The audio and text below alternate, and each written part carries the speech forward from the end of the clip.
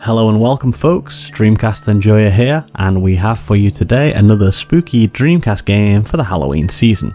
And I'm going to be honest, I thought I'd already covered all of the Dreamcast-exclusive horror games last year because I specifically set out to do just that, but I missed this one. I'm going to let myself off the hook for that a little bit because at the time it hadn't been translated, but now, thanks to the efforts of unstoppable translation machine Derek Pascarella and the team here, it has been. So let's dig into it. This is Death Crimson 2.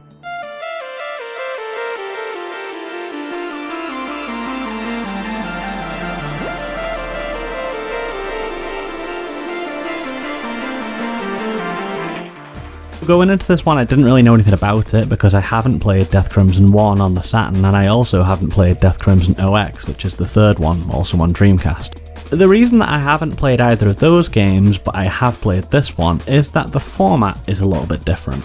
You see, those games are both light gun shooters, and to be honest, they're pretty mid. But as you can probably spot from the footage here, this one has a little bit more of an action-adventure-y, survival horror-y bent to it. Don't get me wrong, it's still fucking batshit insane, and so it stands alongside other Dreamcast stalwarts like D2 or Illbleed that are just completely bonkers but have kind of a really cool budget atmosphere to them. It is a very exploration focused game. I don't think the runtime is particularly long. I think my play clock was something like 4 hours when I'd finished, and I feel like I'd done a lot more exploring and puzzling than I had done shooting. Which is good because as I say that, shooting is kinda mid still.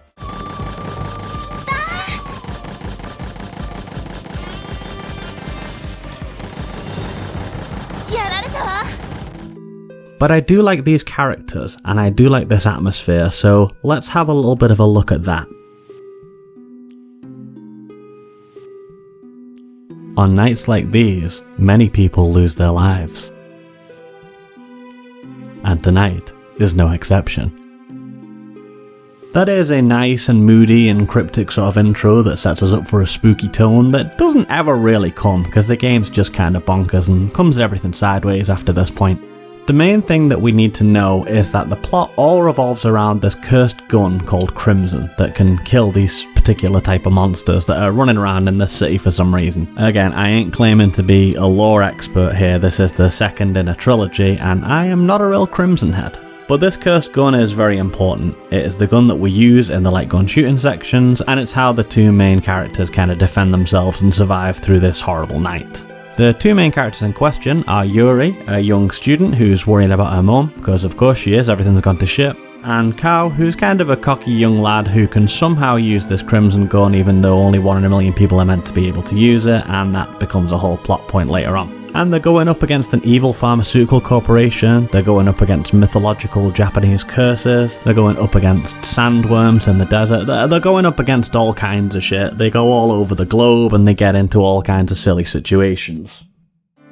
And it might seem strange for me to talk about the story a lot here because, like I say, this is primarily a shooting game.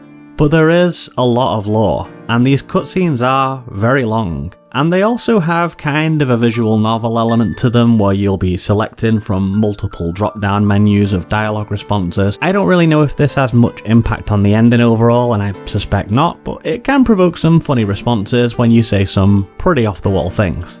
Now we start things off here in these kind of vaguely European looking streets. We do a little shooting section first that, like I say, it's neither here nor there, it's just okay. And then we get into the bit that I find more interesting, which is the walking around and exploring.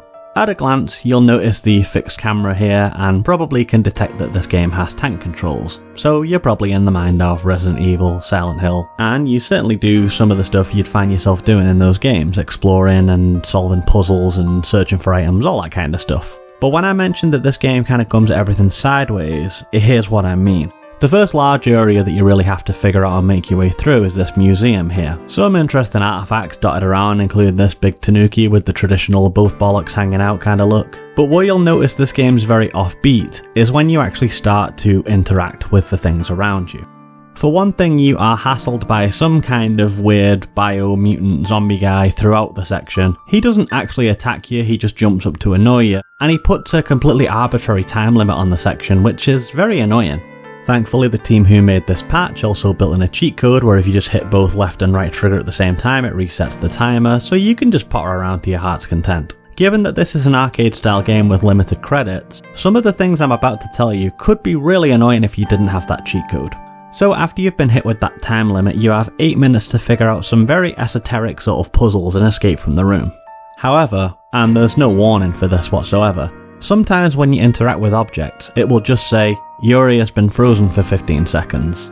Just out of nowhere, just for no reason, and she just stands still. So I imagine it would actually be very easy to run out of time and die. That, coupled with the fact that it's not immediately obvious what you're supposed to be doing. See, where this game differs from something like Resident Evil is in the event flagging. In Resident Evil, if I can't go into a particular door, it will just tell me that that door is locked, and until I get the key, I won't be able to open that door. Pretty obvious stuff. But here things work a little bit differently. Certain objects will give you different responses depending on when you interact with them. So I might look at a map and she won't take it, but then if I've gone and inspected a random statue first and go back to the map, she'll then take it and I'll be able to progress. It doesn't make a great deal of sense, and it really fits into this kind of budget Kusoge vibe that we're getting here. But it is also very charming. We have random things like pop quizzes on the walls that will give us health items, and actually that becomes important to getting out of this room. You see, there's a section of the museum that you need to get through, and you need 4 hit points to get through that part. You have to collect the 4 hit points in the puzzle room before you're allowed to go through. And even though that is a little bit strange and kind of frustrating in the flagging, I do give it credit for imagination, because I haven't really seen that kind of thing in other games. You have a similar situation much later on in the game where Cal's been poisoned and he has to find an antidote somewhere in this mansion. Again, you've got to solve a series of puzzles and explore the rooms in a specific way to get what you need. But then there are also sections that are a lot more vibey, that don't have a time limit. Like this section here in the university library, where we're looking through all these ancient books and computers and various artifacts, trying to gather some information around this myth about Princess Melanito. It's a kind of sad and creepy J-horror story about this little girl who was trapped in a chasm, or maybe abandoned, I can't remember, and so she became friends with the beetles and the bats and they protect her. She also metamorphosized into some kind of monster that we meet later in the game when we go to explore said chasm.